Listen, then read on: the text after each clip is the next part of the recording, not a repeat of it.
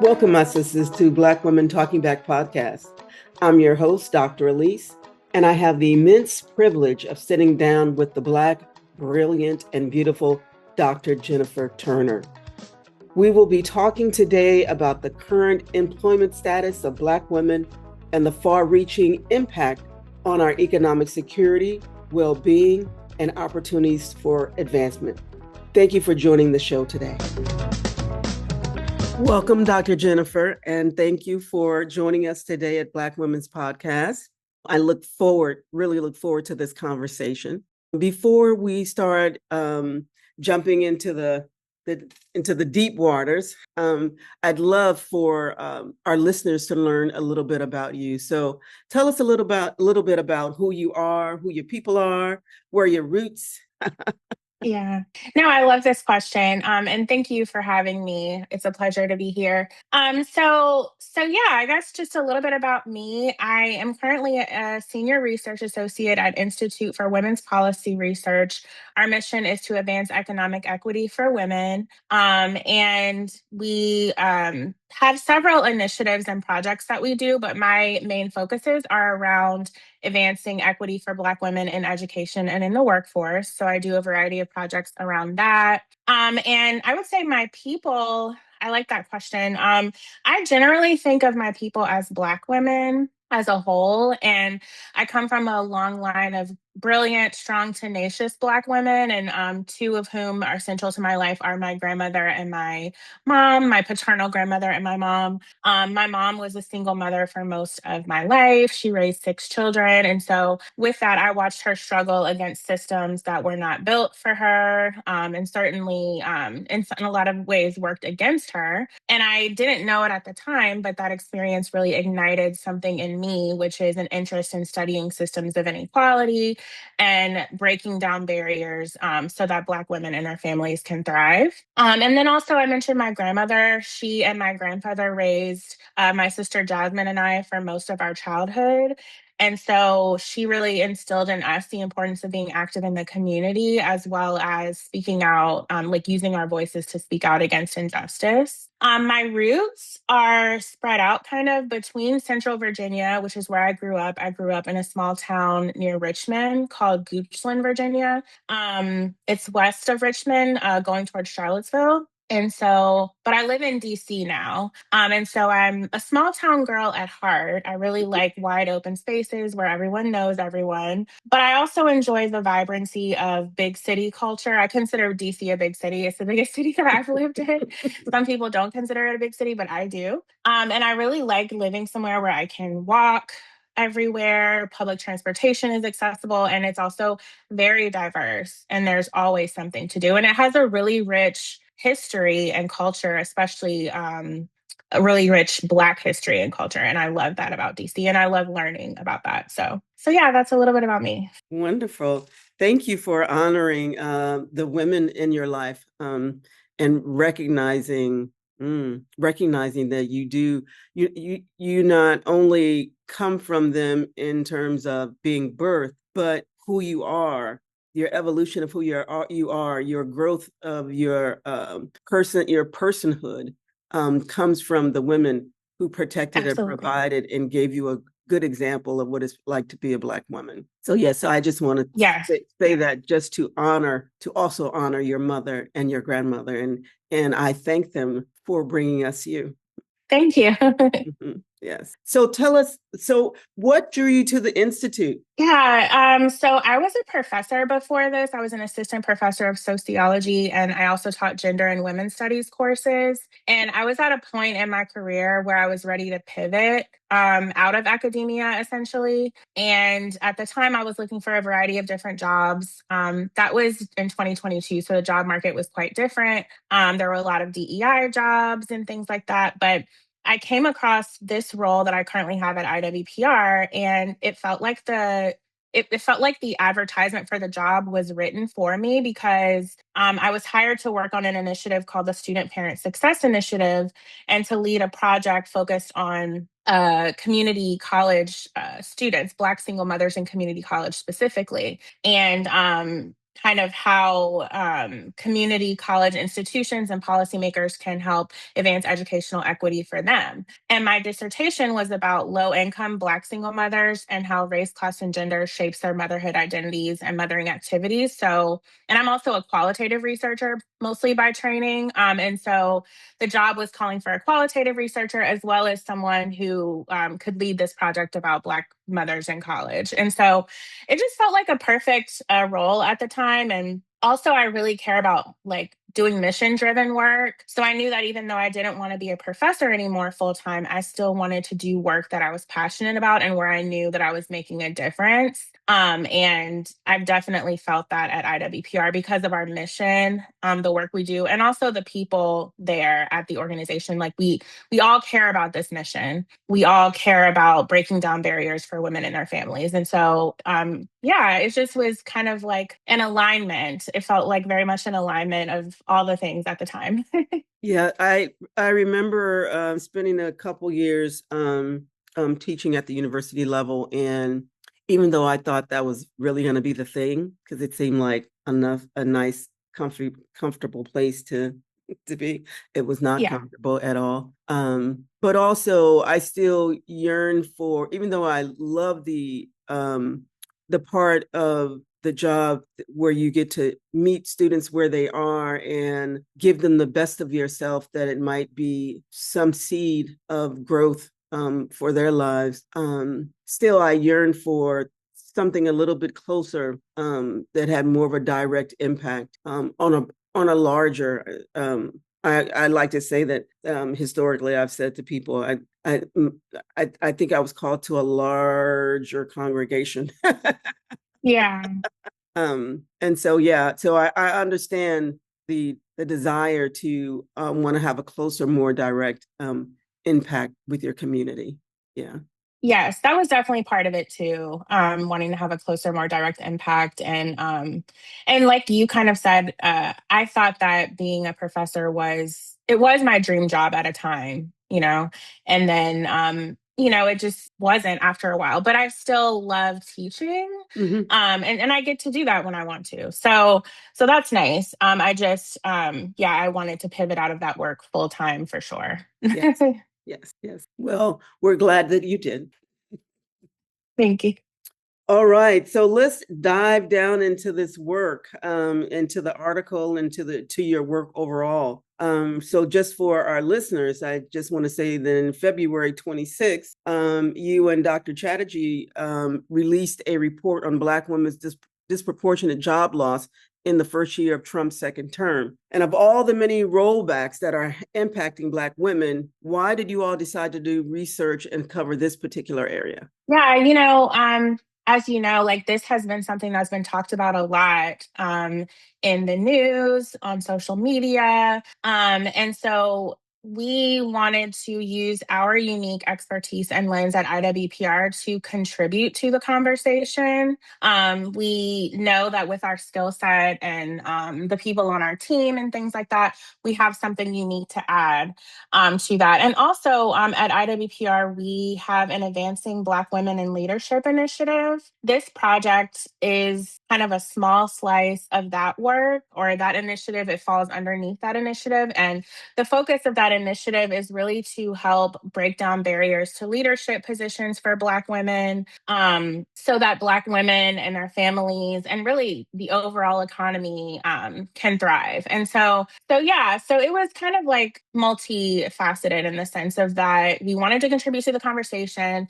And it's also an opportunity to highlight this initiative that we have where we'll be continuing to do this kind of work as well as other types of projects to raise awareness to this issue and ultimately, like I said, work to break down barriers to Black women's career advancement and economic equity. Excellent, excellent. I think I forgot. I looked at your website several times over the last few months. I've been praying for an interview with someone from the Institute for so long. But I had forgotten about the leadership project. And so Hmm. I just want to give a shout out for that because we don't have enough advocacy for breaking down the barriers and advocating for Black women's leadership, especially not just in the nonprofit but in the for-profit world. So yeah, so just a shout out to the Institute for doing that work for Yeah. us. Yeah. Yeah. And at IWPR too, we are a Black women led organization. Like our CEO is a Black woman, our chief financial officer is a Black woman. We have several Black women in leadership positions. And so it's something that's very near and dear to our heart and very personal to us. So this is definitely work that we're going to continue doing. Yes, yes. Don't think I didn't take the time to look at everybody. Yeah, of course. Yes, yes, yes, yes. So the report says that Black women lost over 251,000 jobs, which is a correction from the first numbers that were starting to trickle out at the later part of the year. And so, thank you all for that correction. We love a correction, especially when other people are talking about what happened to us. Hmm. We love it when our own people step in and say, "This is what's really happening." So thank you for that correction.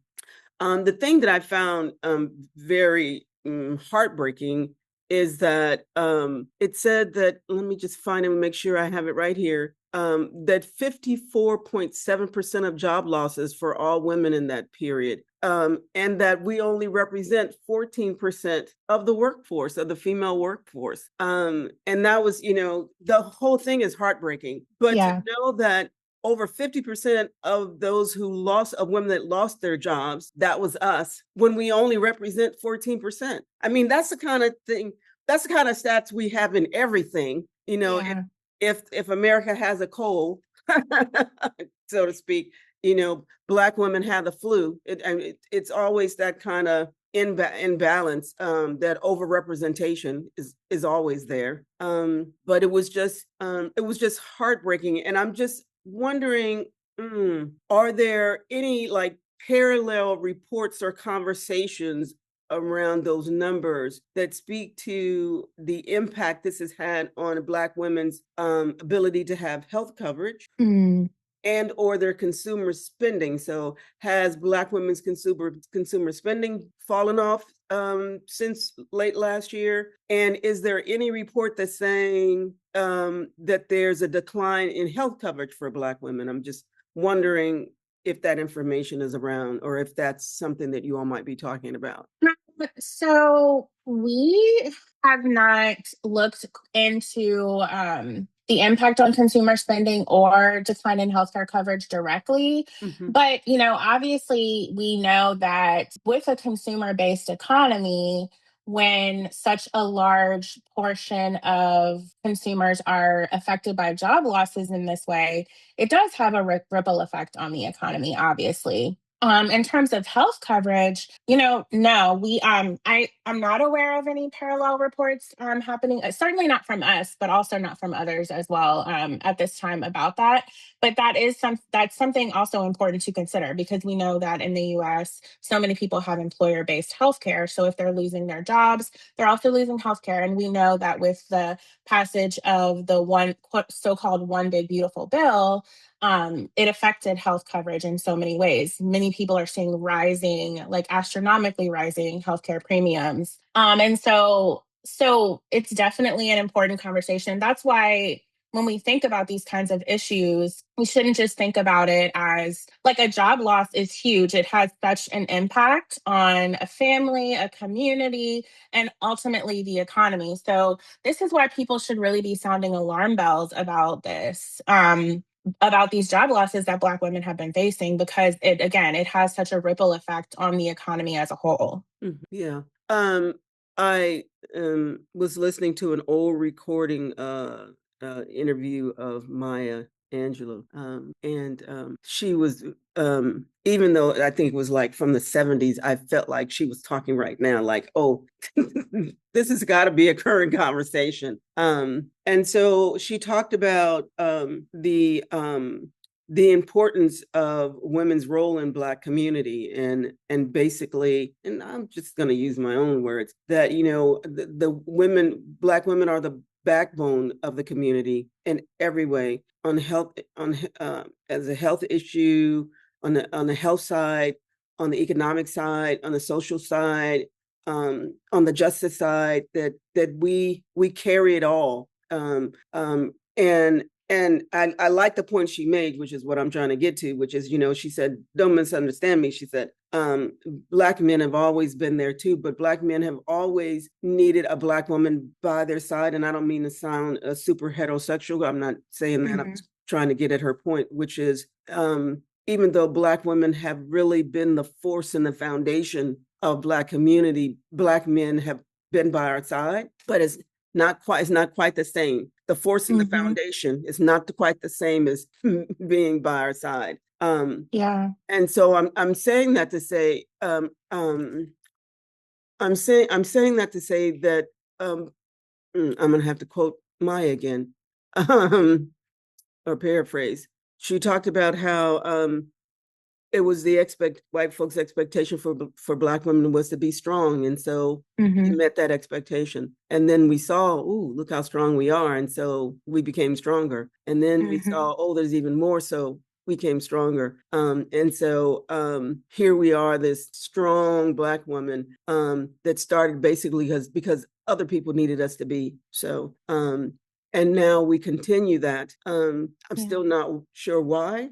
And that's what I wanted to get to. I'm not sure why we still continue that, but it is a reality that we do. And so when we talk about 54% of Black women being unemployed, that's like the impact of that on family and community. I can't even imagine what the numbers are. I can't even imagine how that is impacting not just their families, their extended families, their communities, the churches or mosque or whatever faith tradition, the things that they did to support their children in school, their contribution to nonprofits, because we do all that. We do all that. So, we sustain so much. The children's, all the children's stuff we sustain, the church or the spiritual stuff we sustain. There's so much we sustain each other. Oh, sister, absolutely. You don't have enough. I got you this time. I got you. Don't worry about it. And so the ripple effect of the impact of this rising unemployment rate has just a great impact on our not only our family and our community. And I said all that to say, I said all that to say, I hope that soon we'll have a report that really shows us a better view of what this impact has overall on our community. So that I don't want us to be tricked with rugged individualism that, this is just a few Black women that lost their jobs. Yeah. Whole communities have lost income. Yeah. Absolutely. And that's why we really need decision makers and policymakers, employers to be paying attention to this so that we can turn this around. Because as you said, this is not a product of individual failures. Although in some ways we respond with rugged individualism in the sense that we look at our own resilience and we turn to each other and we try to pivot, and we have to do that to a certain extent. But at the same time, it also shows you not just that rugged individualism, but also the power of community and the power of sisterhood, and the fact that, like, Black women, we've had to be strong because people depend on us, but we also have had to be strong because we know that if we don't look out for each other, we can't necessarily count on anyone else to look out for us. And so, unfortunately, that's been true. And honestly, I feel like that's proving to be true in a lot of cases right now. That's why you are seeing Black women come together and start communities. The Black women that have been laid off, you've seen them pivot in many different ways. Mutual aid, you're seeing people come together to help each other. Because we've had to do that because, again, we can't necessarily depend on other people doing that. That's for sure. Can't depend on other people. Yeah, unfortunately. Yeah. But I do think, again, it's really a time for others to be policymakers, the people who have power, to really be paying attention so that, people might think this is a siloed issue that just affects Black women, but it's not. We really need to be paying attention to how to what's to come for everyone. And how this is impacting the broader economy. Yeah. So that kind of brings me to my next question, which is, with this crazy economy that we have right now, do we think, not we, do you think, what's happening with Black women, in terms of the continue? Because I saw earlier today that the rates are still going up, unemployment rates are still going up. Is that just about discrimination, or is recession in the air? Yeah, that's a good question. This is where I wish my economist colleague, Dr. Minmoy Chatterjee, was on the call to help me with this one, because I can't say for sure that a recession is in the air, but I can say that like signs are pointing that way, Mhm. if we don't pay attention and like take the steps we need to take to course correct, then I think that a recession could be coming. Yeah. Mhm. But again, I don't want to say that I can't necessarily say that with authority, because I like to rely on my labor economist colleagues to be able to talk more about that.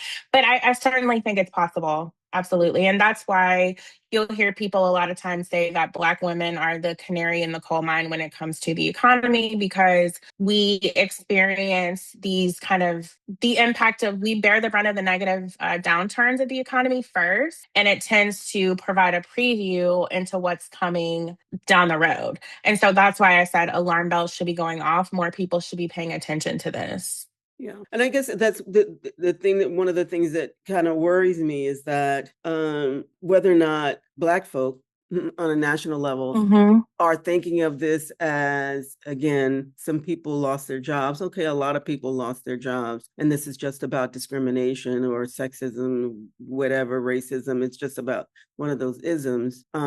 Or is there something larger at play? So, because one perspective says, I can wait this out, things are going to change, and the other perspective says, no, it's going to be a long time, and it's going to get worse. And I'm Yeah. concerned that we're not preparing for the fact that this may get worse, and that will continue to be the canary. Yeah. Yeah, yeah, it's both. And, Mhm. we're seeing things like the rollback of DEI programs, rollbacks of different civil rights protections, and things like that. So it's those things happening at the same time that something else larger is going on in the economy. And so, it's both. And so Mhm. I think that's why we really need to be paying attention and think about different ways to address this issue, by bolstering workplace protections, by, making sure that we have things like the EEOC in place and things like that, so that the most vulnerable workers, especially, are protected. And when the most vulnerable workers are protected, really everyone is protected. So let's get down then to the nitty gritty. At least for me, would be the nitty gritty. What should Black women who have lost their jobs be doing? What should Black women who have their jobs? What should Black women be doing in response to what's going on right now? How should we be responding? Yeah, I think the way that we are responding is the way that we should be responding, in the sense that I think right now looking to each other is critical. We've always, as Black women, relied on community networks as a source of support. And as you mentioned earlier, Black women have always been huge sources of support within our communities, especially Black mothers. And so bolstering those support systems, really relying on each other for mutual aid, sharing job opportunities. That could also mean sharing financial resources or advice. Just showing up for one another, I think, is more important now than ever, because, again, we need each other and we can't always rely on other people. We're also seeing a lot of Black women pivot, whether that means moving into new industries, starting businesses, or just finding creative ways to navigate this moment. But it's also important to understand that community can't and shouldn't replace policy. So we still Mhm. need structural solutions and policy solutions to create real stability. But that requires, again, our decision makers and policymakers to really be paying attention and responding to this moment. I like that line. Community should not replace policy. So I needed to write that down. Because I often, when I think of my foremothers, post Reconstruction, Jim Crow, yeah, even the Civil Rights era, I think about the early Civil Rights era. I think about all we had was community Hmm. and zero policy, and yet we had strong community, Yeah. and we took care of each other, and we blossomed. We didn't just Yes. we just weren't surviving. We weren't just surviving through Jim Crow and the early civil rights movements, and when Mr. Reagan came along and tried to make America great, by rolling back the civil rights policies. We, Hmm. we didn't just survive, we thrived. The Institute exists because our foremothers thrived during that period of time. I can live here on the water, on the estuary in Oakland, because my foremothers thrived. They didn't just survive, even though Yeah. they didn't have half as much, the old stories, that I could hear my aunt saying, who was from Louisiana, we still built schools and hospitals and mission programs, and we built a whole world of beautiful and I would say perfect Blackness Yeah. without policy. Yeah, we did.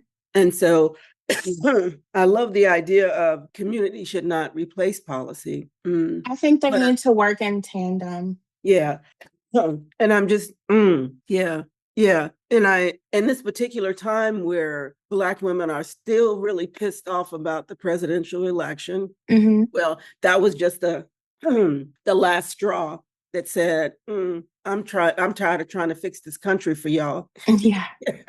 And so a lot of women, a lot of activists have, sat down, literally, they've taken a seat and said, you know what, I'm just gonna tend to me and mine, and the rest of y'all do what you've been doing, take care of yourself. And I'm just wondering if that, is just the opposite of what we need to be doing. Not that we Yeah. need to In be, some way, yeah, not that we need to be tending to other people, but to your point, we do still need to be tending to policy change and protection, while we also build healthy, strong community. yeah, and I definitely understand why so many people are fed up and not wanting to be very active right now and just tired. And I think that if you are tired, of course, we should always rest.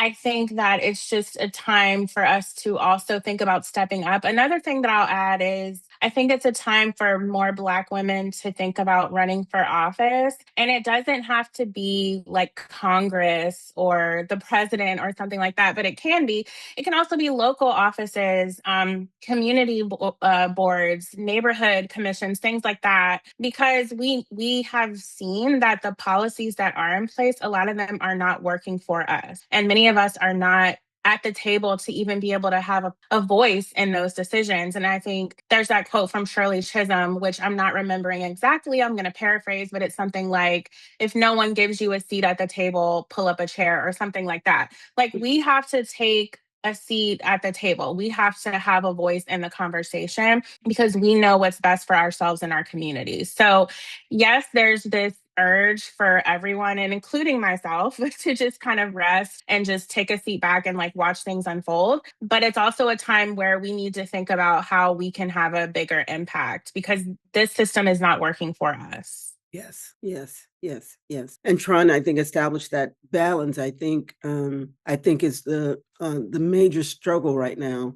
I think for Hmm. us is trying to figure out how we do things differently than we did before. We still need to do the Exactly. same things, but we need to do it differently.